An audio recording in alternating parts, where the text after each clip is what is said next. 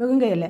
இது எப்போ நம்ம உடச்சி சமையலுக்காக கொண்டு வந்தாலும் அதை உடனடியாக ஆஞ்சி கழுகி எடுத்து வச்சுருவோம். ஆனால் அன்றைக்கி கொஞ்சம் வேலை இருந்ததுனால இது என்ன பண்ணேன், பேப்பர் வச்சு நல்லா மூடி வச்சுட்டு நம்ம சாயங்காலம் வந்து பார்த்துக்கலான்னு வச்சதில் சாயங்காலம் பார்க்கும்போது நல்லா நீட்டாக இலை தனியாக அதோட தண்டு தனியாக உதிர்ந்து கிடச்சிது. சில சமயங்களில் இந்த தண்டை கூட நாம் சின்ன சின்ன துண்டுகளாக வெட்டி தண்ணியில் போட்டு நல்லா கொதிக்க வச்சு அதோட எசன்ஸ் எடுத்து அதில் நல்ல மிளகு உப்பு போட்டு நம்ம சூப்பாக குடிக்கலாம், நல்லதுன்னு சொல்கிறாங்க. இப்போ நாம் அதிக எஃபோர்ட் போடாமலேயே நம்ம பேப்பரில் வச்சு பொதிஞ்சு வச்சதுனால இலை தனியாக தண்டு தனியாக நீங்கிடுச்சு.